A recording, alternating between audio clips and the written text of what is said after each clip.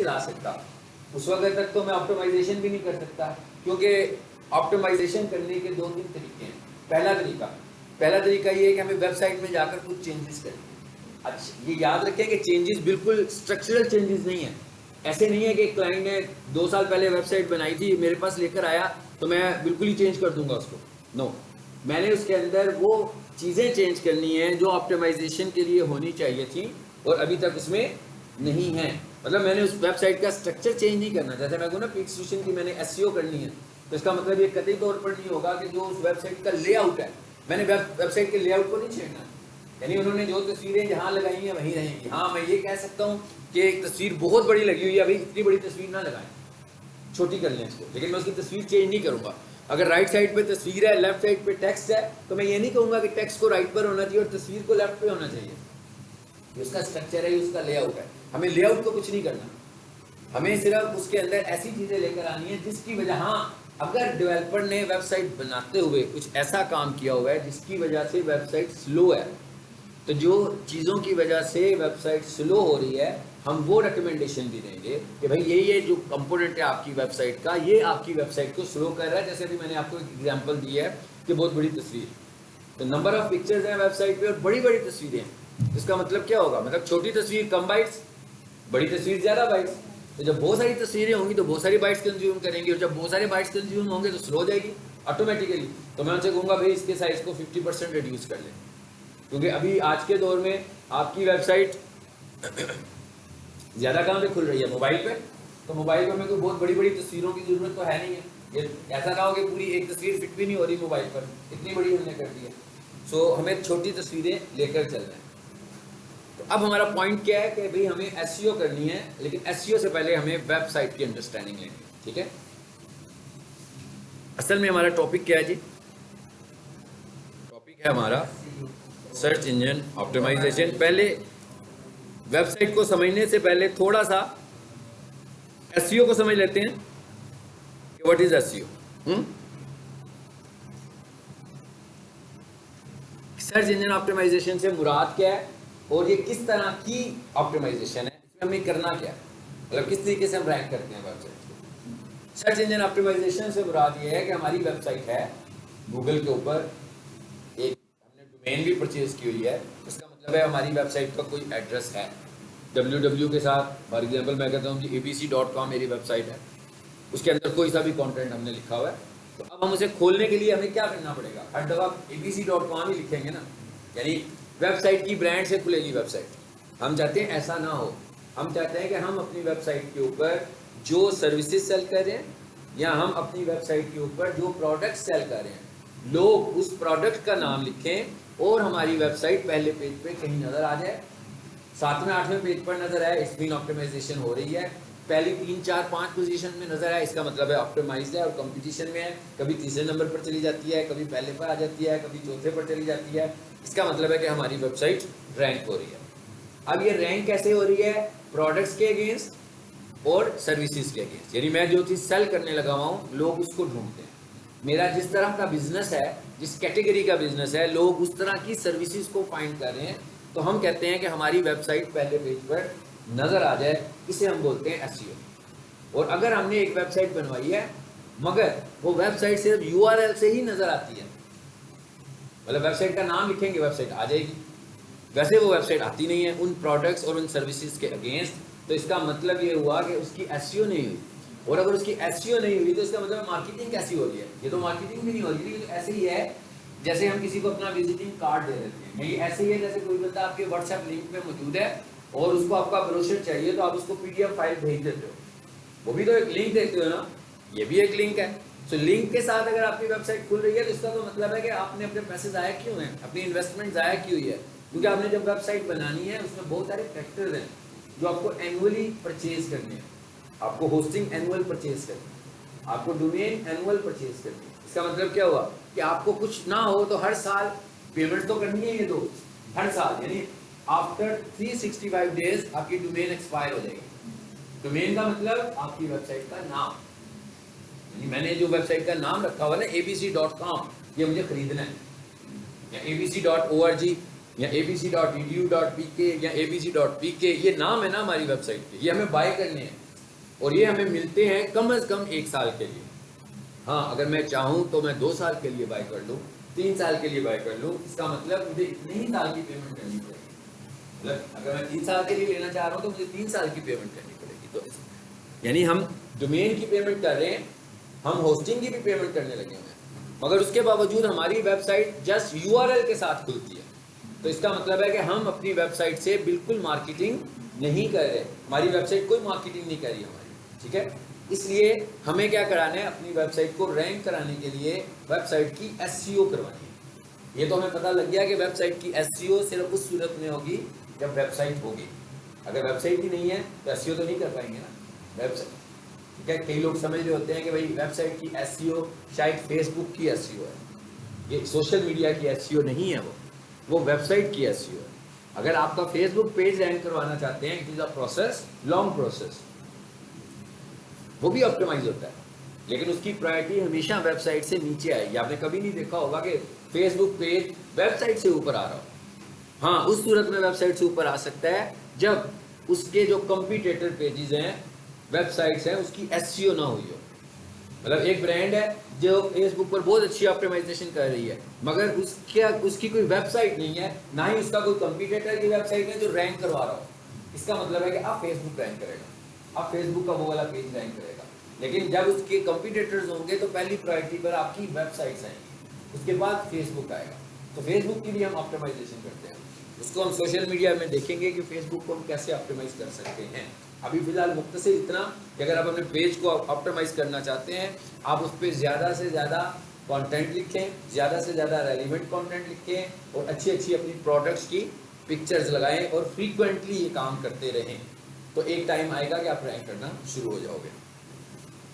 अच्छा, अब ये तो हमें पता लग गया जी एसईओ क्या है, पता लग गया आपको एसईओ क्या है कि भाई वेबसाइट को पहले पेज के ऊपर लेकर आना है, इसको हम एसईओ कह रहे हैं। हमने अपनी वेबसाइट को पहले पेज पर लेकर आना है। अब ये कितनी टाइप्स की एसईओ है हमारे पास। एक को हम बोलते हैं ऑन साइट,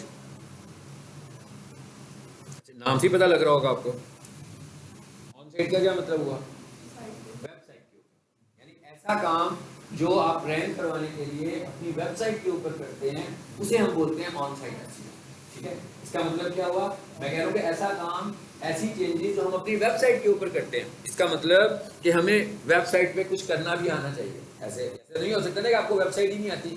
आपको, मैंने तो एसईओ सीखी हुई है, वेब डेवलपमेंट नहीं सीखी, तो मैं नहीं कुछ कर सकता। अभी हम ये देखते हैं कि क्या एसईओ करने के लिए वेब डेवलपमेंट सीखनी ज़रूरी है कि कुछ और तरीके से भी हम ये सब कुछ कर सकते हैं।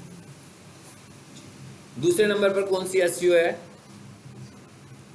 मतलब ऑन साइट एसईओ की मिसाल ऐसे है ना, जैसे हम कहें भी पीक सोल्यूशन के कोर्सेज की मार्केटिंग शुरू करनी है। हाँ, तो सबसे पहले हम कहाँ करेंगे, हम कहते हैं भाई पूरे दिन में जो है ना हमारे पास 5-6 हज़ार स्टूडेंट आता है मुख्तलिफ टाइमिंग्स में। इसका मतलब क्या हुआ, सबसे पहले मार्केटिंग कहाँ से करेंगे, जो करते भी हैं कॉलेज में स्टूडेंट से मार्केटिंग करेंगे ना। तो ये समझ लो ये ऑन साइट है, यहाँ पर ये ऑन SIGHT वाला ऑन साइट है, ठीक है ना। ये वाली ऑन साइट वेबसाइट की ऑन साइट है। आगे देखते हैं दूसरे नंबर पर क्या लिखा हुआ है, टेक्निकल एसईओ। अभी टेक्निकल एसईओ का क्या मतलब है, अभी मैंने आपसे कहा ना कि भाई वेबसाइट स्लो है, अब मैं वेबसाइट में कुछ चेंजेस भी सजेस्ट कर रहा हूँ कि वेबसाइट को ऐसा होना चाहिए, वेबसाइट को ऐसा होना चाहिए। यानी ऐसी बातें जो टेक्निकल पार्ट हैं आपकी वेबसाइट को रन करने का, उन्हें हम कहते हैं टेक्निकल एसईओ। और वो ऑन साइट भी हो सकती हैं, वो ऑन साइट भी हो जाए। जैसे मैं कहूँ ना भाई क्लासरूम के लिए ऑन साइट मुझे समझ लेंगे, मैं हूँ आया हूँ तो पढ़ा रहा हूँ आपको, ठीक है। और इसका क्लासरूम का टेक्निकल पार्ट क्या है, इस क्लासरूम का टेक्निकल पार्ट के फैंस है, इस क्लासरूम का टेक्निकल पार्ट के LCD है, ठीक है। अगर फॉर एग्जाम्पल मैं यहाँ पर खड़ा हूँ, ये सब चीज़ें यहाँ से रिमूव हो जाए, क्लास तभी भी नहीं होगी, ठीक है। और अगर ये सब चीज़ें यहाँ पर मौजूद हों और मैं मौजूद ना हो, क्लास तब भी नहीं होगी। दोनों सूरतों में क्लास रुकेगी। एक सूरत में मेरी गैर हाजिरी की वजह से क्लास रुकेगी और एक सूरत में रिसोर्सेज ठीक ना होने की सूरत में क्लास रुकेगी। इसका मतलब क्या हुआ कि आपकी वेबसाइट के रिसोर्सेज भी ठीक होने चाहिए। इसी को हम बोलते हैं टेक्निकल एसईओ। हमने टेक्निकली भी वेबसाइट को देखना है। फॉर एग्जांपल मैंने एसईओ तो बहुत अच्छी कर ली, मगर आपकी वेबसाइट में एरर है जो कि गूगल कहता है कि भाई मैं इसको लोड नहीं कर सकता। आपकी वेबसाइट स्लो है, गूगल कहता है मैं इसे लोड नहीं कर सकता, तो इस सूरत में भी आपकी वेबसाइट रैंक नहीं होगी। जो तीसरा पार्ट है ना, उसको हम बोलते हैं ऑफ साइट, या हम उसे बोलते हैं लिंक बिल्डिंग। ये वाला जो पार्ट है इसमें क्या करते हैं, इसका मतलब क्या, ऑफ साइट। इसका मतलब ये काम तो वो भी कर सकता है जिसको वेबसाइट पे काम करना नहीं आता, और ये काम वो भी कर सकता है जिसको ऑन साइट एसईओ करनी नहीं आती, क्योंकि ये है सिर्फ लिंक बिल्डिंग। लिंक बिल्डिंग का क्या मतलब है, डाटा एंट्री का काम है, उसके बाद लिंक्स होंगे वेबसाइट्स के मुख्तलिफ वेबसाइट्स का डाटा होगा, और वो वहां पर जाकर अपनी वेबसाइट का लिंक ले आएगा। ऐसे ही है ना, जैसे मैं कहूँ कि भाई पैकेजेस माल चलते हैं और वहां पर जितनी भी ब्रांड्स हैं उन ब्रांड्स में जाकर अपनी अपनी स्टैंडी रखकर आ जाते हैं कोर्सेज। अब ये क्या हो रहा है, ये हमारे कॉलेज में नहीं हो रही है, ये किसी और ब्रांड में हो रही है। अब इसका फायदा क्या हो रहा है, फॉर एग्जाम्पल एक तो मैं कह रहा हूँ ना कि ब्रांड अच्छी सी 10 ब्रांड्स थी जहाँ पर मैं लगा कर आ गया हूँ अपनी स्टैंडी, जो कि खुद से बहुत पॉपुलर है, जिनकी अपनी रेपुटेशन बहुत हाई है। अब मैं क्या करता हूँ कि उसके अगेंस्ट मैं रोड पर एक बैनर लगा देता हूँ, है तो वो भी वही चीज़ है, एक ही तरह की इंफॉर्मेशन है, एक ही तरह की एडवर्टीजमेंट है दोनों सूरतों में, लेकिन जो ज़्यादा अच्छी रेपुटेशन आपको मिलेगी और ज़्यादा अच्छा क्लाइंट मिलेगा वो आपको ब्रांड से मिलेगा। रोड से उतना अच्छा क्लाइंट नहीं मिलेगा, बेशक मिलेगा लेकिन उतना अच्छा क्लाइंट नहीं मिलेगा। तो जो ऑफ साइट एसईओ होती है बेसिकली उसमें हम क्या करते हैं, उसमें हम दूसरों की रेपुटेशन को कैश करके अपनी रेपुटेशन को इंक्रीज करते हैं। यानी सबको पता होगा कि पिज़्ज़ा हट में अगर पीक सोल्यूशन का लगा हुआ है तो एक पीक सोल्यूशन की अपनी वर्थ और एक पिज़्ज़ा हट की वर्थ, दोनों मिलकर एक वर्थ बनेंगे, जिससे क्या होगा कि आपकी वर्थ बढ़ जाएगी। ये होती है लिंक बिल्डिंग आपकी। अभी तक तो हम बात कर रहे थे ना कि सिर्फ रैंक करने की, इसके साथ साथ हमारी वेबसाइट की एक अथॉरिटी भी होती है, जिसे हम वेबसाइट अथॉरिटी बोलते हैं, डोमेन अथॉरिटी बोलते हैं, जिसका स्कोर बिटवीन 0 to 100 होता है। इसका मतलब जिसकी डोमेन अथॉरिटी अच्छी होगी वो भी एक फैक्टर है, लेकिन ये भूल जाएंगे वो रैंक करने का फैक्टर है। वेबसाइट को रैंक करने के जो फैक्टर्स हैं ना वो ऑन साइट एसईओ और टेक्निकल एसईओ। यानी अगर मैं ये कहूँ कि एक बंदे ने ऑन साइट एसईओ की हुई है और एक बंदे ने ऑफ साइट एसईओ की हुई है, तो वेबसाइट किसकी रैंक कर रही होगी, जिसने ऑन साइट। एक बंदे ने ऑन साइट एसईओ की हुई है और टेक्निकल एसईओ की हुई है, बस ऑफ साइट की नहीं हुई वो भी रैंक करते हैं। लेकिन एक बंदे ने सिर्फ ऑफ साइट एसईओ की हुई है, मतलब उसने ना टेक्निकल की ना ऑन साइट की, उसकी वेबसाइट रैंक नहीं, ठीक है। लेकिन ऑफ साइट एसईओ से होगा क्या, ऑफ साइट एसईओ से ये होगा कि आपकी डोमेन, जैसे मैं कहूँ ना फेसबुक, तो फेसबुक की जो डोमेन अथॉरिटी है वो 100 है, 100 आउट ऑफ 100। भाई विजिटर्स ही बहुत सारे हैं, ट्रैफिक भी बहुत ज़्यादा है, तो इतनी अच्छी तो होगी ना उसकी रैंकिंग। अगर मैं ये कहूँगा बहुत अच्छी एक वेबसाइट है जो रैंक करने लगी हुई है, लेकिन हम उसकी लिंक बिल्डिंग पे काम नहीं कर रहे, तो उसकी जो डोमेन अथॉरिटी है, मैं कहता हूँ कि उसकी डोमेन अथॉरिटी 13 है, लेकिन उसके बावजूद जो उस कंपनी के कीवर्ड्स हैं उनके अगेंस्ट वो वेबसाइट पहले नंबर पर आ रही है। उसका काम यही है।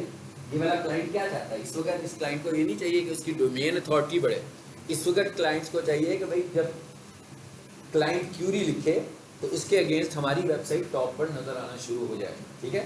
तो इसका मतलब क्या हुआ कि हमारा जो मेन फोकस होगा वो इन दो पर होगा। तीसरे तरीके को भी हम समझेंगे कि तीसरा तरीका क्या है, लेकिन वेबसाइट को पहले पेज पे लाने के लिए हमने जब ये पहले दो फैक्टर्स अडॉप्ट कर लिए तो आप समझो आपकी, और ये जो आपको अंदाजा भी हो चुका होगा कि ऑफ साइट एसईओ कोई ऐसा प्रोसेस नहीं है कि हम 10 दिनों में करेंगे या 2 महीनों में करेंगे, ये एक लॉन्ग प्रोसेस है जो चलता रहेगा। यानी मैंने वेबसाइट रैंक करा ली है, अब मैं क्या चाहता हूँ कि अपनी वेबसाइट की डोमेन की अथॉरिटी को इम्प्रूव करते रहें, तो साथ साथ हम लिंक बिल्डिंग करते रहेंगे। एक लेवल पे क्या होगा 5, 10, 15, 20, 30 आहिस्ता आहिस्ता इम्प्रूव होती जाएगी। 40 की जो अथॉरिटी होती है वो अच्छी कंसीडर होती है कि मिनिमम 40 की अगर आपकी डोमेन अथॉरिटी है इज फाइन। 60 की अथॉरिटी है तो बहुत अच्छी है, 100 तो नहीं आप कर सकते ना, आप तो अपनी प्रोडक्ट सेल कर रहे हो, आपका फेसबुक की तरह का तो कोई प्लेटफॉर्म नहीं है जिसपे सब लोग आने लगे हैं। आपके प्लेटफॉर्म के ऊपर स्पेसिफिक लोगों ने आना है जिस इंटरेस्ट की आप प्रोडक्ट सेल कर रहे हो, तो इसका मतलब 100 तक तो आप नहीं जा पाएंगे, लेकिन अगर आप 60 तक 40 तक लिंक्स की वजह से चले जाते हैं तो इसका मतलब है कि आपकी डोमेन अथॉरिटी भी अच्छी हो गई है। लेकिन ये याद रखिए कि डोमेन अथॉरिटी अच्छी करने से हमें रैंकिंग नहीं मिलेगी, ऐसा नहीं, क्योंकि हम जब लिंक बिल्डिंग कर रहे होंगे तो मोस्टली केसेस पर तो हम अपने कीवर्ड्स ही नहीं बताएंगे। तो जब हम अपने कीवर्ड्स ही नहीं बताएंगे तो इसका मतलब क्या हुआ, कैसे मैं प्रोडक्ट सेल तो नहीं कर रहा ना, प्रोडक्ट सेल तो मैं उस वक्त कर रहा हूँ जिस सूरत में मैं कीवर्ड्स बता रहा हूँ, क्योंकि जब मैं कीवर्ड्स बता के मार्केटिंग कर रहा हूँ तो टारगेटेड मार्केटिंग हो रही है, अदरवाइज तो टारगेटेड मार्केटिंग नहीं हो रही है। लिंक्स लेने के लिए तो मैं करके आ रहा हूँ, जैसे मैंने भी कहा कि भाई पैकेजेस माल में गए, जहाँ जहाँ सेल लगी हुई थी ना, कोई गारमेंट्स का सेल कर रहा था, कोई शूज़ का सेल कर रहा था, मैं एक्सक्लूजन एजुकेशन को मैंने क्या किया, हर जगह जाकर फ्लेक्सी लगा दी। इसका मतलब है रेलिवेंसी तो इतनी खास नहीं है, सिर्फ ब्रांड को कैश कर रहे हैं ना, अदरवाइज रेलिवेंट तो नहीं है ना। रेलिवेंट तो तब है कि हम चले जाएं एक्सपो में, और एक्सपो में एक एजुकेशनल एग्जीबिशन लगी हो, वहां जब हम जाएंगे ना तो पता लगेगा वहां रेलिवेंसी है। किसी और रेस्टोरेंट में गए हैं, वहां पता लगा जनाब वहां पर आज कोई एजुकेशनल प्रोग्राम हो रहा है, वहां पर जाकर जब हमने मार्केटिंग की, यानी इसका मतलब क्या होगा, जब हम अपनी फील्ड में जाकर मार्केट करेंगे तो वो रेलिवेंसी होगी। तो हमें रेलिवेंट होकर भी मार्केट करना है, सिर्फ लिंक बिल्डिंग नहीं करनी है। ठीक है, चलिए ये तो मैंने आपको पूरा एक थीम दे दिया कि एसईओ है क्या। ठीक है, अच्छा एसईओ को हम कहते क्या हैं जी, ये हम एसईओ को कहते हैं। कुछ लोगों को बड़ा शौक होता है ना एब्रीविएशंस के साथ गेम खेलने का, ये क्या है, ये क्या है, ये क्या है। ठीक है, search engine marketing. Search engine marketing, marketing का क्या मतलब है। अच्छा एक चीज और है, दो चीजों को मैं जरा कंपेयर कर देता हूँ।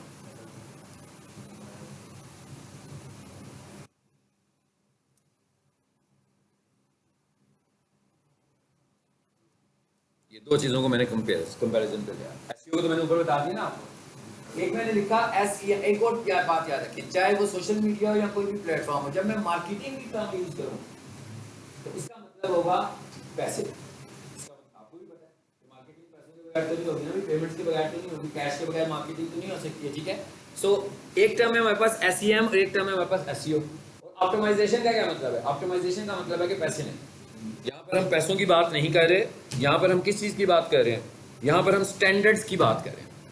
तो जो लोग स्टैंडर्ड्स फॉलो करके ऊपर आ रहे हैं, एक वो लोग हैं और एक वो लोग हैं, जैसे हम लोग कहते हैं ना पढ़ते हैं कुछ, तो एक मेरिट पे एडमिशन मिलता है और एक सेल्फ फाइनेंस पे मिलता है ना।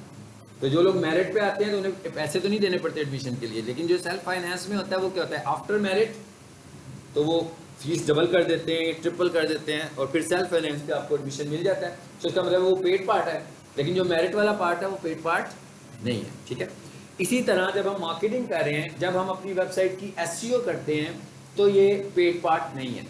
हाँ, इतना पेड पार्ट जरूर है कि जिस बंदे ने अपनी वेबसाइट की एसईओ करवानी होगी वो मुझे एसईओ की सर्विसेज के चार्जेस देगा, यानी मुझे पैसे देगा, मेरी सर्विसेज ले रहा है। 3 महीनों के लिए मैंने उसको कहा कि 4 महीनों के लिए कहा या 6 महीनों में मैंने कहा, तो इसका मतलब उसने 6 मंथ्स की पेमेंट मुझे करनी है, जो उस सर्विस के अगेंस्ट करनी है, जो सर्विसेज मैंने उसको देनी है रैंक करवाने के लिए। मगर मैंने क्या करना है, मैंने उस वेबसाइट के ऊपर गूगल के फैक्टर्स को इम्प्रूव कराना है, मतलब मेरा काम ये है। ऐसा नहीं है कि मैंने कोई चीज़ परचेज करनी है उसके लिए, बल्कि मैंने ये देखना है कि भाई ये काम हो रहा है कि नहीं हो रहा है, इसको ठीक कर दो। ये वाला काम भी जैसे भी एक चीज़ मैंने आपको बताई, इमेज के इमेजेस बड़े हैं, तो मैंने कहा भाई इमेजेस को छोटा कर, ये काम है ना मेरा, ये सर्विसेज हैं जो मैंने देनी है। ये सिर्फ एक बात कीजिए मैंने, तो इसको हम बोलते हैं एसईओ, यानी इसमें पैसे नहीं लग रहे। इसमें पैसे किस हद तक लग रहे हैं, जो सर्विस प्रोवाइडर है उसको पैसे देने हैं, लेकिन रैंक करने के लिए गूगल को पैसे नहीं देने हमें। लेकिन जो SEM है, जिसे हम बोलते हैं ना सर्च इंजन मार्केटिंग, इसका मतलब है कि हमने गूगल को पैसे देने हैं। ठीक है, इसका मतलब ये पैसे देने हैं, उसको हम बोलते हैं PPC एड्स या गूगल एड्स। आप अक्सर गूगल पर कोई चीज़ सर्च करते हो तो सबसे ऊपर जो ऐड आता है आपके पास, उस पर क्या लिखा होता है, यहाँ तो ऐड लिखा होता है, या स्पॉन्सर्ड लिखा होता है, या एडवर्टीजमेंट लिखा होता है, या प्रमोशन लिखा होता है। 3-4 चीज़ें लिखी होती हैं। मगर एक और चीज़ है, फेसबुक पर भी ऐड देखते हो ना, उस पर क्या क्या लिखा होता है ऐड पे। अब अभी एक इसके ऊपर कभी रिसर्च नहीं की कि ये क्या स्टोरी है, उसने क्यों 3 टर्म्स यूज़ किए हैं, गूगल ने 3 टर्म्स क्यों यूज़ किए हैं। मतलब एडवर्टीजमेंट, स्पॉन्सर्ड भी लिखता है, मतलब स्पॉन्सर्ड भी लिखेगा, स्पॉन्सर्ड भी लिखेगा, एडवर्टीजमेंट भी लिखेगा, और क्या बोला मैंने भाई, इतने सारे नाम ले दिए अभी, प्रमोशन भी बोलेगा। ठीक है, इतने सारे नाम वो यूज़ क्यों कर रहा है, उसकी वजह यह है कि गूगल जब स्टार्ट में उसने एडवर्टीजमेंट शुरू की थी ना, तो उसका जो टूल था एडवर्टीजमेंट का, वो गूगल ऐड नहीं था, उसका टूल था गूगल एडवर्ड। तो अब वो गूगल एडवर्ड जो था वो उसकी मार्केट में इनिशियली इतनी अच्छी रेपुटेशन नहीं थी, क्योंकि उसी वक्त बहुत सारे और एड्स भी आ रहे थे। गूगल के साथ पैरेलल दूसरी कंपनी भी एडवर्टीजमेंट करती थी, और जब लोग उन पर क्लिक करते थे तो वो कुछ सस्पिशियस ऐड होते थे, और उससे वेबसाइट्स आपकी ख़राब भी होती थी। और एक टाइम था जब लोग गूगल एड्स को कंसीडर भी नहीं करते थे, मतलब कोई भी बंदा कोई चीज़ सर्च करता था, जब ऊपर ऐड आता था ना तो स्क्रॉल करता था, कहता था ये नहीं ठीक, जो चीज़ ऐड नहीं होगी वो ठीक है। आज के दौर में ऐसे नहीं है, अब ऐसा नहीं है, पहले वो कहते थे कि ऐड ठीक नहीं है, ठीक है, उस वक्त एक कॉन्सेप्ट बना हुआ था कि भाई ये जो ऐड है ना ये सही नहीं होते हैं, शुरू में गूगल एड्स ठीक नहीं होते हैं, और उस वक्त गूगल एड्स नाम नहीं था, उस वक्त नाम था गूगल एडवर्ड। तो उस वक्त इसकी रेपुटेशन इतनी अच्छी नहीं थी, तो क्योंकि ये जब स्टार्ट हुआ था तो उस वक्त इसके साथ ऐड लगा हुआ था, ठीक है। अब होना तो ये चाहिए था कि अपनी उसी टर्म को साथ लेकर चलती, लेकिन क्योंकि उस वक्त रेपुटेशन अच्छी नहीं थी, तो इसलिए इसने बहुत सारे नामों को साइक्लिक कर लिया ताकि लोग ये कंफ्यूज ना हो कि ये ऐड है। कभी उन्होंने प्रमोशन लिख दिया, कभी उन्होंने एडवर्टीजमेंट लिख दिया, कभी उन्होंने ऐड लगा दिया, कभी उन्होंने एडवर्टीजमेंट लिख दिया, ठीक है। ये मुख्तलिफ टर्म, अगर आप मोबाइल पर रोटेट करोगे आप देखोगे ये सारी टर्म्स कभी कभी आपके सामने आएंगी। तो ये वजह थी। अभी तो गूगल एडवर्ड ने उसका नाम भी चेंज कर दिया हुआ है, अब गूगल एडवर्ड नाम नहीं है, basically Google AdWord is now Google Ads, यानी कि गूगल एडवर्ड जो था, जैसे मैं कहूँ ना कि गूगल बिजनेस प्रोफाइल पहले क्या था, मैंने पढ़ाते हुए आपको बताया था, नवंबर 22 तक Google Ads, Google business profile का क्या नाम था?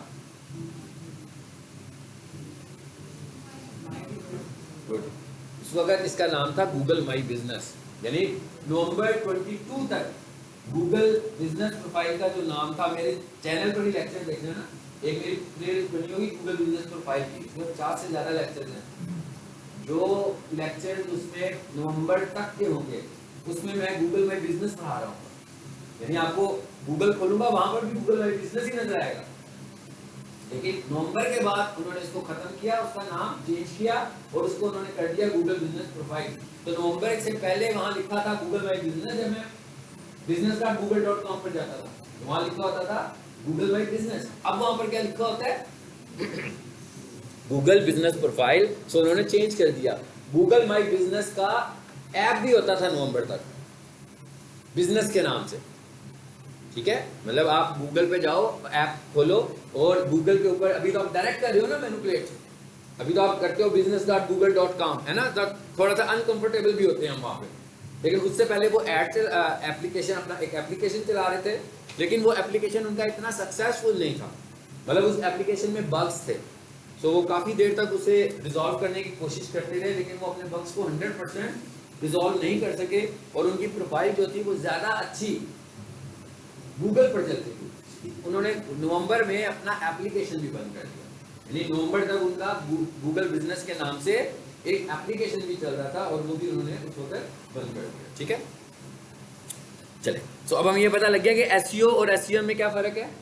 एसईओ हमारा एक मॉड्यूल है और एसईएम हमारा दूसरा मॉड्यूल है, यानी एसईएम का मतलब है कि जब हम गूगल एड्स पढ़ेंगे, यानी एसईओ में तो मैंने गूगल को 1 रुपया नहीं देना, मगर एसईओ में मैं 1 रुपया दिए बगैर एडवर्टीजमेंट नहीं कर सकता, ठीक है, लेकिन 1 रुपये से एडवर्टीजमेंट नहीं होगी, हाँ, कम से कम $1 देना पड़ेगा, मतलब इतने थोड़े पैसों से एडवर्टीजमेंट नहीं होगी।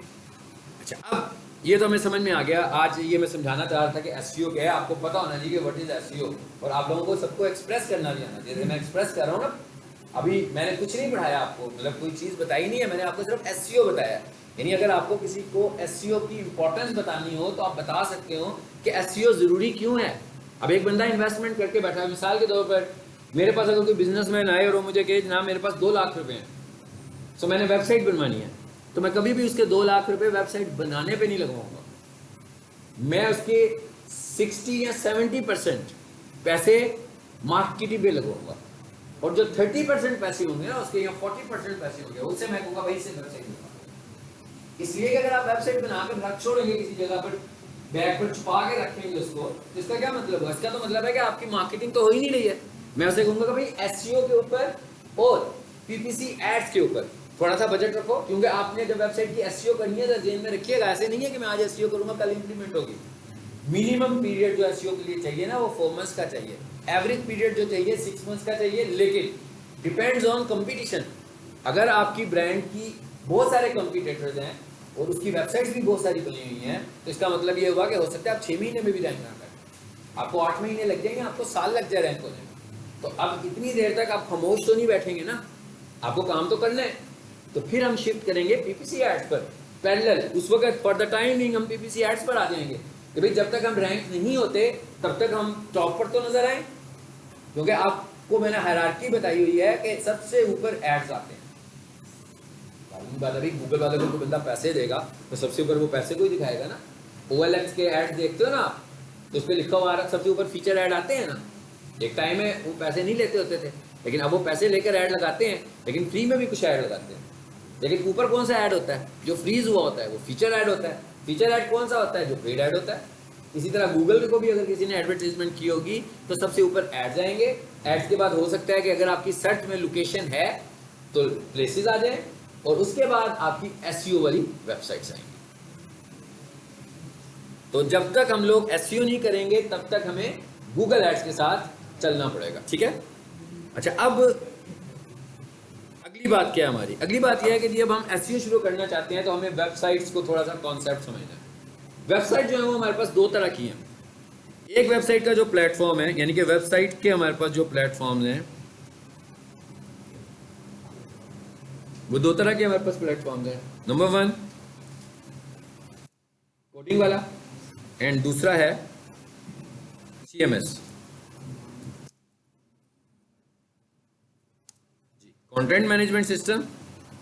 इसकी एग्जांपल है आपके पास वर्डप्रेस, शॉपिफाई एक्सेट्रा, जितने भी हैं, विक्स, और भी बहुत सारे हैं। ये मैंने कुछ पॉपुलर के नाम ले लिए। यानी हमारे पास दो तरह की वेबसाइट्स हैं। एक वेबसाइट है जो कोडिंग बेस्ड है और एक वेबसाइट है जो CMS बेस्ड है। तो सबसे पहले तो थोड़ा सा वेबसाइट्स का कंपैरिजन भी करते हैं कि इनमें से अच्छी कौन सी है, एक्सपेंसिव कौन सी है, लाइफ टाइम किसका ज़्यादा अच्छा है, बग्स आने के चांसेस किसमें ज़्यादा है, किसे हमें कंसीडर करना चाहिए। लेकिन अगर तो वेबसाइट मेरे पास कोई बंदा ले आएगा तो मैं उसे ये नहीं कहूँगा कि भाई आपकी वेबसाइट कोडिंग में क्यों बनी हुई है, मैं उसे ये भी नहीं कहूँगा कि आपकी वेबसाइट CMS में क्यों बनी हुई है, क्योंकि मैंने उसकी इन्वेस्टमेंट और तो नहीं करवानी, वो मेरे से चला जाएगा और वेबसाइट वाले को पैसे दे देगा एक और नई वेबसाइट बनाने के लिए। तो क्लाइंट तो निकल गया ना हाथ से। इसलिए जब वो हमारे पास कोई क्लाइंट आएगा वेबसाइट का, हमने उसको उसकी वेबसाइट की प्रॉब्लम्स नहीं बताने कि उसमें प्रॉब्लम क्या है, फिर तो हम कर देंगे। अलबत्ता अगर हमसे कोई बंदा पूछेगा कि भाई वेबसाइट कैसी बनवाए, मैं कैसी वेबसाइट मेरी होनी चाहिए, तो मैं उसको रिकमेंड करूँगा कि आपकी वेबसाइट कोडिंग वाली वेबसाइट होनी चाहिए। क्यों होनी चाहिए कोडिंग वाली, अभी मैं समझाता हूँ। अच्छा, इस वक्त जो सबसे ज़्यादा वेबसाइट्स हैं, अगर मैं ये कहूँ कि इस वक्त हम ये चेक करेंगे ज़्यादा वेबसाइट किसमें बनी हुई है, 70% में शायद इससे भी ज़्यादा वेबसाइट्स वर्डप्रेस में बनी है। वर्डप्रेस, CMS नहीं, वर्डप्रेस में सबसे ज़्यादा तादाद में वेबसाइट्स बनी हुई हैं। अब अगर मैं ये कहूँ कि सबसे चीप रेट्स पे कौन सी वेबसाइट बनती है, वर्डप्रेस की वेबसाइट बनती है, ठीक है। और अगर मैं ये कहूँ कि सबसे ज़्यादा बग्स या सबसे कम लाइफ टाइम वाली वेबसाइट कौन सी होती है, तो वो भी वर्डप्रेस की वेबसाइट होती है। उसकी वजह क्या, अब इतनी सारी मैंने बुराइयाँ की हैं तो थोड़ी सी रीज़न भी बताता हूँ आपको क्यों है। सबसे पहली चीज़ ये है कि ये जो वर्डप्रेस की वेबसाइट है या CMS की वेबसाइट है, it is based on plugins. ये पूरी की पूरी वेबसाइट प्लगइन्स पर बेस कर रही है, ठीक है। यानी कि प्लगइन्स है, बिल्कुल ऐसे ही है ना जैसे मेरे मोबाइल पे व्हाट्सएप है, मेरे मोबाइल पे ट्विटर है। अब मैंने क्या किया, 4 महीने तक अपना ट्विटर यूज़ ही नहीं किया। 4 महीनों के बाद जैसे ही मैं ट्विटर यूज़ करूँगा, आपको पता है ना 4 महीनों में 2-3 अपडेट्स तो लाजमी आई होंगी इसकी, ठीक है। अब मुझे नहीं पता कि भाई अपडेट्स भी आती हैं इसकी, मुझे इस बात का भी नहीं पता। मैंने ट्विटर यूज़ करना शुरू किया तो मुझे पता लगा भाई ट्विटर तो काम ही नहीं कर रहा, फ्रेश ट्वीट्स भी नहीं दिखा रहा मुझे। जो लोगों के ट्विटर पे जितना ट्विटर चलता है, मेरे मोबाइल का ट्विटर उस तरह नहीं काम कर रहा। सेम इसी तरह व्हाट्सएप की शक्ल भी है। तो व्हाट्सएप भी अगर आप अपडेट आई हो, आपको पता है ना आपका व्हाट्सएप सही काम नहीं करता, बहुत सारे चीज़ें ऐसी होती हैं जो हैंग हुई होती हैं, जो दूसरे आपको मैसेजेस का कह भी रहे होते हैं। समटाइम कोई बंदा आपको ऑनलाइन शो नहीं हो रहा होता, समटाइम आप ऑडियो मैसेज भेजो जा नहीं रहा होता, समटाइम फाइल डाउनलोड होने में देर लगा रही होती है। भाई इसका भी अपडेट आया। तो इसका मतलब क्या होगा कि जब तक हम इन अपडेट्स के साथ नहीं रहेंगे, उस अपडेट नहीं करते रहेंगे, उस वक्त तक हम उसका लेटेस्ट प्रोग्राम इस्तेमाल नहीं कर सकते। ये तो मैंने आपको एक एग्जाम्पल दी है। अब ये जो प्लगइन्स होते हैं बेसिकली ये छोटे छोटे प्रोग्राम्स होते हैं, आप समझ लो कि छोटे छोटे एप्लीकेशंस होते हैं। हमने इंस्टॉल कर लिया एक दफ़ा, अब क्या होना है, इसने रिन्यू होना है। और उसके बाद ये भी हो सकता है कि वो प्लगइन एक्सपायर हो जाए और उसकी जगह पर कोई नया प्लगइन आ जाए। अब अगर किसी बंदे ने वर्डप्रेस की वेबसाइट बनवाई है, मतलब व्हाट्सएप को चलो आप गाइड कर दोगे, आपका दोस्त है बता दोगे ऐसे कर लो, लेकिन जिस बंदे ने वर्डप्रेस की वेबसाइट बनवाई है या कोई CMS की वेबसाइट बनाई है, अगर उसने लाइफ टाइम डेवलपर को हायर नहीं किया हुआ तो उसकी वेबसाइट तो बग्स क्रिएट करेगी। फॉर एग्जांपल उसका ऐप जो है प्लगइन एक्सपायर हो गया, उसको कैसे पता लगेगा एक्सपायर? उसको तो पूरा सीखना पड़ेगा ना वर्डप्रेस, तभी उसको पता लगेगा। तो ये वाले बग है। अगर फॉर एग्जांपल उसका वर्डप्रेस एक्सपायर भी नहीं हुआ बल्कि उसका एक प्लगइन पुराना हो गया, और अब क्या हो रहा है, अब वो वाला प्लगइन प्रॉब्लम क्रिएट क्या करेगा आपके लिए, वो वाला प्लगइन आपकी वेबसाइट में सिक्योरिटी वल्नरेबिलिटीज क्रिएट कर देगा, यानी सिक्योरिटी होल्स पैदा कर देगा। मतलब आपकी वेबसाइट सस्पिशियस हो जाएगी, कोई भी बंदा उस वेबसाइट पर आ सकता है, हैक कर सकता है उसको। और जब हमारी वेबसाइट हैक हो गई तो हमारी वेबसाइट गई। और सबसे बड़ा जो प्रॉब्लम है वर्डप्रेस की वेबसाइट का वो यही वाला कि अगर उसके साथ डेवलपर नहीं लगा हुआ साथ, तो उसमें जब कोई प्रॉब्लम आएगा तो यूजर गया, यूजर के हाथ से वेबसाइट भी गई, यूजर का डाटा भी लीकेज हो गया, सब कुछ हो गया। ये सारी चीजें वर्डप्रेस में उस वक्त ठीक रहेंगी। इसका मतलब ये भी नहीं है कि नो वर्डप्रेस, ठीक है ना। इसका मतलब ये है कि वर्डप्रेस को हम उस वक्त ही कंसीडर कर सकते हैं जब क्लाइंट भी वर्डप्रेस के साथ कंफर्टेबल हो और वो खुद उसका कंट्रोल पैनल खोल सकता हो और देख सकता हो कि भाई इसके कौन से प्लगइन्स चल रहे हैं, कौन से अपडेट होने वाले हैं, कौन से एक्सपायर हो गए हैं। अब मुझे नया कैसे करना है, नया प्लगइन तो वो नहीं कर पाएगा, क्योंकि जब वो नया प्लगइन करेगा तो उसको सेटिंग करनी पड़ेगी। सेटिंग के लिए उसको वीडियो डेवलपर की जरूरत है। ये भी हो सकता है कि जिससे उसने वर्डप्रेस की साइट बनवाई हो वो बंदा भी गायब हो जाए। इसका मतलब क्या हुआ कि नया बंदा ढूंढना पड़ेगा।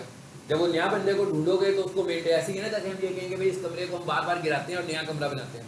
और एक चीज ये है कि नया प्लॉट लेते हैं और कहते हैं इस पे एक कमरा बना दो, तो मजदूर किसके पैसे ज्यादा लेगा आपसे, नए प्लॉट के इसके? तो नहीं यार, इसके लेगा। नए के क्यों लेगा? प्लॉट है सिंपल सा, दीवार खड़ी करनी है, लेंटर डालना है, कमरा बन गया। यहाँ पर तो आप इसको गिरा रहे हो, उसको कह रहे हैं यहाँ पर एक छोटा सा ब्लॉक बनाओ, वहां पर एक छोटा सा ब्लॉक बनाओ। मजदूर की तरह लगा हुआ है, रोजाना आकर तोड़ फोड़ करता रहता है ना। तो यानी किसी बनी हुई चीज को मॉडिफाई करना ज्यादा मुश्किल है, नई चीज बनाना तो बहुत आसान है। मतलब कोई बंदा मेरे सामने कोई वर्ड में लेटर लिख देना और मुझे कहे कि यार इसकी तरह फॉर्मेटिंग कर दो, मैं कहूँगा भाई रहने दो, तो मुझे दो, मैं खुद ही टाइप कर देता हूँ। क्योंकि मुझे फिर उसको ज्यादा प्रॉब्लम होगी, उसने आधी फॉर्मेटिंग उल्टी पुल्टी की होगी ना, मुझे उसे जो सीधा करने में टाइम लगेगा ना, मैं उसे कहूँगा मुझे से कंपोज करवा लो, मैं शायद वैसे मेरा आधा घंटा लग जाए, इस तरह मैं 10 मिनट में आपको कर दूँ। इसका मतलब क्या होगा, बनी हुई चीज को चेंज करना ज्यादा मुश्किल होता है, कोई भी बंदा उसमें हाथ नहीं डालेगा। तो क्या कहेगा वो आपको, कहेगा जी नहीं, आप मुझे 30,000 रुपया दे दें, मैं इसे ठीक कर देता हूँ, नहीं तो आप मुझे 15,000 रुपया दे दें, मैं आपको नहीं बना देता हूँ। इसका मतलब आप तो हमेशा किसकी तरफ जाएंगे, नहीं की तरफ ही जाओगे ना, ठीक है। फिर वो उससे नहीं बनवाओगे, फिर बग आएगा, फिर तीसरा बंदा ढूंढ रहे होगे। अच्छा, अब ये तो इतने सारे मैंने इसके नुकसानात रिकॉर्ड करा दिए हैं ना। इसका फायदा ये होगा कि सस्ती होगी, इसका फायदा ये होगा कि जल्दी बन जाएगी। ये आपको कोई बंदा कहेगा बना दो तो 2 दिनों में भी बना कर दे देगा। उसकी वजह क्या है? उसकी वजह ये है कि माइक्रोसॉफ्ट वर्ड की तरह ही है। पावर पॉइंट सबसे बड़ी वजह है कि इसको यूज करने की सस्ती बन जाती है, जल्दी बन जाती है। ग्राफिक यूजर इंटरफेस के साथ, मतलब ग्राफिक यूजर इंटरफेस सबसे बड़ा एडवांटेज है कि जल्दी बन जाती है। मेरा एक क्लाइंट था, वो वर्ड कॉल, आप भी वर्ड कॉल के यूज करते हैं है ना, तो मेरा एक क्लाइंट था, वो वर्ड कॉल का कुछ काम कर रहा था, तो उधर से बाहर से वो कुछ चीजें चलाता था और किसी और की प्रोडक्ट सेल करता था, तो उस पर हम गूगल एड्स लगाते होते थे। तो जब हम गूगल एड लगाते थे तो शायद उसकी प्रोडक्ट ऐसी थी जो कि अलाउड नहीं थी, तो जैसे ही हम गूगल ऐड लगाते थे ना, उसकी गूगल ऐड अकाउंट भी सस्पेंड हो जाता था और उस वेबसाइट को भी वो डिनाई कर देता था। फिर वो क्या करता था, जब उसको हम बताते थे, फिर एक नई वेबसाइट बनाता था और 4 घंटे में मुझे वेबसाइट बनाकर भेज देता था। फिर यही हो रहा था, फिर वो अगले दिन फिर दोपहर तक मुझे एक नई वेबसाइट बना के देगी उसी चीज़ के लिए। यानी इसका मतलब क्या हुआ कि कुछ चीज़ें होती हैं टेम्पलेट्स की तरह की होती है ना। जैसे मैं कहूँ CV बनाना है आप सबने, और मैं आपको एक बना बनाया CV दे दूँ, या मैं कहूँ कैनवा यूज़ कर लो, इसकी आसान सी एग्जाम्पल तो कैनवा ही है ना। कैनवा यूज़ कर लो, कैनवा में क्या है, मिलियंस ऑफ टेम्पलेट्स हैं। CVs बनाने हैं, अपनी मर्जी का CV लो, तस्वीर चेंज करो, हेडिंग चेंज करो, कंटेंट चेंज करो, CV तैयार। माइक्रोसॉफ्ट वर्ड में अगर CV बनाने बैठोगे तो कैनवा की निस्बत ज़्यादा टाइम लगेगा। हर चीज़ को रीडिज़ाइन करना है, कहाँ टेक्स्ट बॉक्स लगाना है, कहाँ पैराग्राफ लिखना है, सब चीज़ें आप खुद से कर रहे होगे, अच्छा खासा टाइम लग जाएगा। मगर कैनवा में मेरा ख्याल है कि आप 5 से 10 मिनट में, अगर आपके पास अपना कंटेंट है ना, आपकी तस्वीर भी पड़ी हुई है, आपको अपनी क्वालिफिकेशन का भी पता है, तो ज़्यादा से ज़्यादा 5 मिनट लगेंगे और आप अपना CV बना लोगे कैनवा के अंदर, ठीक है। तो इसको लोग यूज़ क्यों करते हैं? इसलिए करते हैं कि ये कंफर्टेबल है। इसको लोग यूज़ इसलिए भी करते हैं कि लोगों को जब कोई चीज़ चेंज करनी होती है ना, तो वो जो डेवलपर होता है वो कहता है भाई तस्वीर चेंज करनी होगी तो यहाँ आना, यहाँ अपलोड करना, यहाँ ड्रैग एंड ड्रॉप करके लगा देना। यूज़ इसलिए करते हैं। इसको लोग यूज़ क्यों करते हैं? अगर मैं आपसे ये कहूँ कि एक बंदा मुझसे कोडिंग वाली वेबसाइट बनवाए और वो 80,000 रुपये की बनवाए, और अगर दूसरी तरफ वो मुझसे कहे कि भाई मैं वर्डप्रेस में बना देता हूँ, तो हो सकता है वो 18,000 की बना दे। तो इतना बड़ा मार्जिन है जब, तो इतना बड़ा मार्जिन तो आपको अट्रैक्ट करेगा। हाँ जी, इधर ही होती है रोज। अच्छा, ऑफिस सिस्टम रन करने से। हाँ जी, ठीक है। अच्छा, अब ये तो इसकी बुराइयां भी होगी थोड़ी सी, लेकिन इसका मतलब ये नहीं है कि लोग यूज नहीं करते। 70% से ज़्यादा लोग इसको यूज़ भी करते हैं और बग्स भी आते हैं। मेरे पास जितने क्लाइंट्स हैं उनमें से सिर्फ उनकी वेबसाइट्स कभी ख़राब होती हैं जिनकी वर्डप्रेस में बनी होती है, जिनकी वेबसाइट्स कोडिंग में बनी हुई है। अब आप देखें कोडिंग में क्या चीज़ चाहिए आपको। कोडिंग में आपको सिर्फ कोडिंग स्किल चाहिए। कोडिंग के साथ अपनी वेबसाइट बना रहे हैं, coding not based on plugins. आपकी कोडिंग जो है वो प्लगइन्स पे बेस नहीं कर रही है, वो प्रोग्रामिंग पे बेस कर रही है। तो इसका मतलब क्या हुआ कि उसकी वेबसाइट की तो कोई चीज़ एक्सपायर नहीं होने वाली। इवन मेरे पास एक वेबसाइट थी 1988 में बनी थी वो, ठीक है। वो 2 साल पहले हमने उसके मॉडल को पुराना समझ के चेंज किया कि भाई अभी इतनी पुरानी वेबसाइट है तो गूगल का एल्गोरिदम 1988 में क्या था भाई, अब 2022 में क्या हो गया होगा, इतना जमीन आसमान का फर्क पड़ गया। मगर वेबसाइट वो भी खुल रही है। आज भी आपके पास पुराने मॉडल की वेबसाइट्स खुल रही होंगी, यानी उनमें कोई बग नहीं है। उनमें सिर्फ एक बग है कि गूगल का लेटेस्ट एल्गोरिदम, मिसाल के तौर पर गूगल का एक एल्गोरिदम क्या कहता है कि आपकी वेबसाइट डेस्कटॉप पे खुले और तरीके से खुलेगी, मोबाइल पे खुले तो और तरीके से खुलेगी। ऐसे ही है ना, मोबाइल पे 3 डॉट्स आ जाते हैं। ये पुरानी वेबसाइट में ऐसे नहीं था। पुरानी वेबसाइट जो भी होगी वो उसने मेन्यू जैसे डेस्कटॉप पे दिखाना है ना, वैसा ही मेन्यू उसने आपको मोबाइल पे भी दिखाना, यानी कि वो मोबाइल फ्रेंडली वेबसाइट्स नहीं थी। और भी बहुत सारे फैक्टर्स थे। सो जो पुरानी वेबसाइट बनी होगी उसमें ये इश्यूज आएंगे, मगर उसमें बग कोई नहीं होगा। यानी कोडिंग में जो आपकी वेबसाइट बनेगी वो एक दफ़ा बन गई, उसमें बग कुछ नहीं होगा। उसमें सिर्फ अल्टरेशन आपको उस वक्त करानी पड़ेगी जब आपको एडिशंस करवानी होगी कि भाई इसमें ये भी ले आओ, इसमें ये भी ले आओ। अब ये जो मैंने आपको एग्जाम्पल कोडिंग की थी, ये पुरानी कोडिंग की एग्जाम्पल थी, ठीक है। आज की तारीख में जो कोडिंग की वेबसाइट बन रही है, ठीक है, वो अब तो इतने सारे स्टैंडर्ड्स आ गए हुए हैं जो कि कॉमन स्टैंडर्ड्स हैं। पिछले 6-8 महीने 1 साल से कॉमन चल रहे हैं, वही स्टैंडर्ड चलने लगे हैं। तो इसलिए हम कोडिंग की वेबसाइट को बेहतर कंसिडर करते हैं। लेकिन जब हमारे पास कोई क्लाइंट वेबसाइट लेकर आता है, जैसे आपको मैं बता रहा हूँ, बताते हैं वो कहेगा ना मेरी वर्डप्रेस की वेबसाइट बनी है, आप एसईओ कर दें, हम कहेंगे कर देंगे। वो कहेगा मेरी कोडिंग की वेबसाइट बनी है, मेरी एसईओ कर दें, हम कर देंगे, ठीक है। फिर हम उसकी वेबसाइट को खोलेंगे और उसके एनालिसिस करेंगे और उसके एनालिसिस, और मैं आपको जितना कुछ पढ़ाऊंगा ना कोडिंग की वेबसाइट में एसईओ करवाऊंगा, उसके बाद एक लेक्चर में मैं आपको वर्डप्रेस की एसईओ बताऊंगा। इसका मतलब ये हुआ कि वर्डप्रेस की एसईओ भी उतनी ही सिंपलेस्ट एसईओ है जितना वर्डप्रेस है, क्योंकि उसकी एसईओ का भी प्लगइन है। और ये भी हमें पता है, ये प्लगइन है ना, इसका मतलब क्या हुआ, पैसे लग रहे हैं ना मजीद, और पैसे लगने लगेंगे। अब ये जो प्लगइन्स होते हैं ये पार्टली पेड होते हैं और पार्टली फ्री होते हैं। तो आमतौर पर जो पाकिस्तान में लोग काम कर रहे होते हैं ना, वो फ्री वाले प्लगइन्स देते हैं, लेकिन जो ये सस्ती इसीलिए है। लेकिन जो पेड प्लगइन्स लेते हैं तो इसका मतलब क्या हुआ कि हर प्लगइन के पैसे देने हैं, और ये भी एनुअल बेसिस पर देने हैं। तो जो लोग प्लगइन्स को बाय करेंगे उनके लिए वेबसाइट फिर महंगी हो जाएगी। लेकिन यहाँ पर क्योंकि ऐसे नहीं होता, अब जो फ्री प्लगइन्स यूज कर रहे हैं उसका नुकसान क्या होगा, उसका नुकसान ये होगा कि आपकी वेबसाइट की स्पीड स्लो। दूसरी बात, आप प्लगइन को मैक्सिमम यूज नहीं कर सकते, उसकी मैक्सिमम यूटिलाइजेशन ही नहीं है। यानी आप किसी फीचर पर जाओ, वो कह भाई ये तो प्रीमियम है, इसके लिए परचेज करो। किसी फीचर पे जाओ, यानी आधे या आधे से भी शायद कम फीचर्स हम यूज़ कर पाएंगे, बाकी के सारे फीचर्स पेड फीचर्स होंगे। उसके लिए हमें उस प्लगइन को परचेज करना पड़ेगा। हो सकता है वो मुझे कि भाई $200 दे दो, $25 दे दो, $10 दे दो, तो आप इस प्लगइन को बाय कर लो, ठीक है। सो ये दो हमारे पास प्लेटफॉर्म्स हैं, एक कोडिंग वाला प्लेटफॉर्म है। अब कोडिंग को अगर मैं समझाना चाहूँ आपको, तो आप यूँ समझो जैसे विंडोज़ है और डॉस है, डिस्क ऑपरेटिंग सिस्टम। आप लोगों ने तो शायद डिस्क ऑपरेटिंग सिस्टम पढ़ा भी नहीं हुआ, लेकिन डॉस जो है बेसिकली वो विंडोज़ का बैक एंड ऑपरेटिंग सिस्टम है। यानी आपको विंडोज़ तो ग्राफिकल इंटरफेस नज़र आ रहा है ना, यहाँ पर मैं लिख रहा हूँ CMD, लिखा मैंने, ये लिखा जी CMD कमांड प्रॉम्प्ट। यहाँ से मैं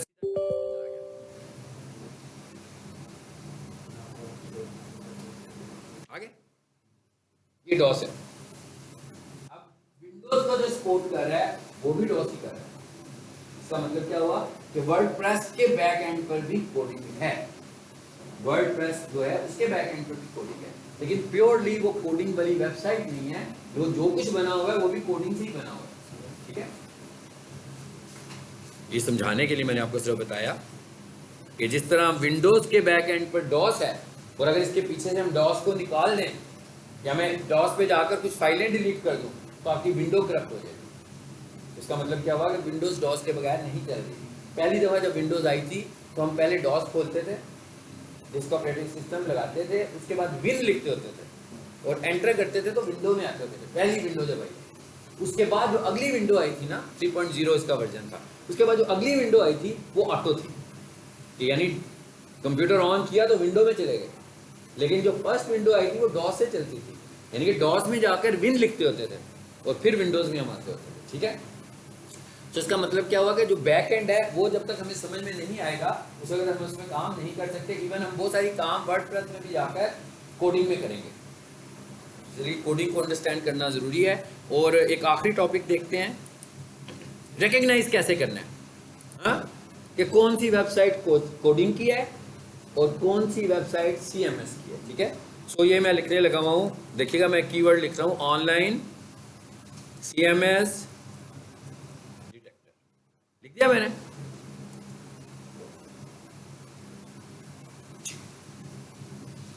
आगे एक वेबसाइट सबसे ऊपर, आप मैं जब आपको पढ़ाऊंगा ना आप हमेशा देखेंगे मैं कुछ सर्च करके लाऊंगा, मैं कभी URL टाइप करके कुछ नहीं लाता हूँ। उसकी वजह क्या है? इसकी वजह यह है कि मैं चाहता हूँ कि जो मेरे पास इंफॉर्मेशन आए वो अपडेटेड इंफॉर्मेशन है। ठीक है, सो उसने कहा CMS डिटेक्टर आ गया, इस पर मैंने क्लिक किया, कोई सी भी वेबसाइट हो सकती है, इस वेबसाइट का नाम है CMS डिटेक्ट। आपको सर्च करना आना चाहिए, यही तो सीख रहे हैं हम, तो लोग सर्च करें तो हमारी वेबसाइट आए। हाँ, तो मैंने सर्च किया ना, मैंने लिखा ना ऑनलाइन CMS डिटेक्टर, तो CMS डिटेक्टर की वेबसाइट आई, इसका मतलब इन्होंने SEO की है इस कीवर्ड के ऊपर, इनकी वेबसाइट रैंक कर रही है इस कीवर्ड के ऊपर। अच्छा, यहाँ पर आता हूँ मैं और यहाँ पर आकर ना मैं एक दो वेबसाइट्स लिखता हूँ, सॉल्यूशंस, एक ये वेबसाइट है,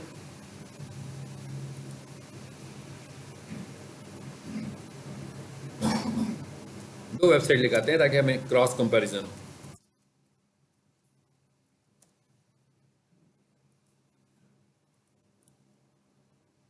कॉपी और यहां लाकर मैं इस URL को पेस्ट कर दूं।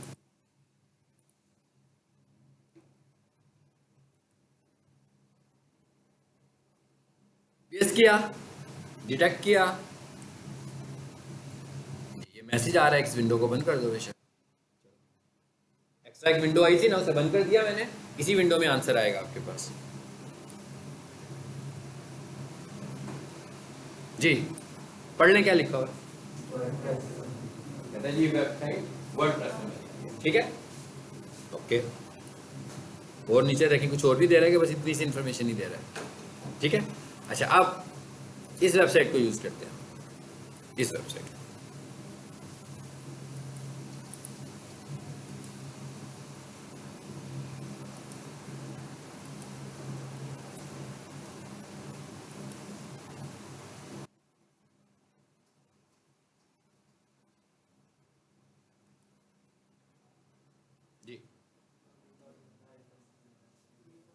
क्या मतलब हुआ, वेबसाइट कोडिंग में बनी हुई है। ठीक है,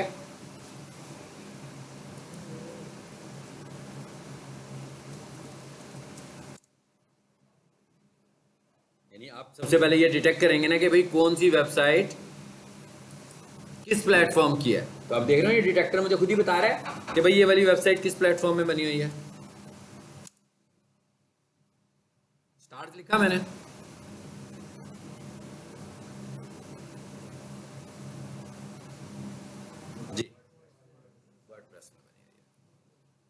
इस बार डिटेल थोड़ी सी ज़्यादा है इसकी। क्या कहता है 54% of site detected by use of WordPress. कहता है ये वाली जो वर्डप्रेस है 50% वर्डप्रेस में है, बाकी की क्या चीज़ें हैं फिर कौन बताएगा बाकी की चीज़ें क्या है? बाकी की चीज़ें प्लगइन्स हैं, दूसरे प्लेटफॉर्म्स के छोटे छोटे प्लगइन्स उसने यूज किए हुए। ठीक है, तो इसका मतलब क्या हुआ कि पार्टली कुछ है और पार्टली कुछ है। जिसने कुछ लिखा है उसने WordPress, Shopify, Laravel, Wix, Magento, the rest. कहते हैं कितनी छोटे छोटे पार्ट्स हैं मुख्तलिफ में बने हुए हैं। ये इसकी सबसे बड़ी वजह है खराब होने की कि बहुत सारे मुख्तलिफ प्लेटफॉर्म हैं, किसी एक प्लेटफॉर्म के में कोई बग आएगा वो पूरी की पूरी वेबसाइट को हिट करेगा। ठीक है, चलें जी क्लास को यहाँ पे ख़त्म करते हैं। आज एक इंट्रोडक्शन हो गया।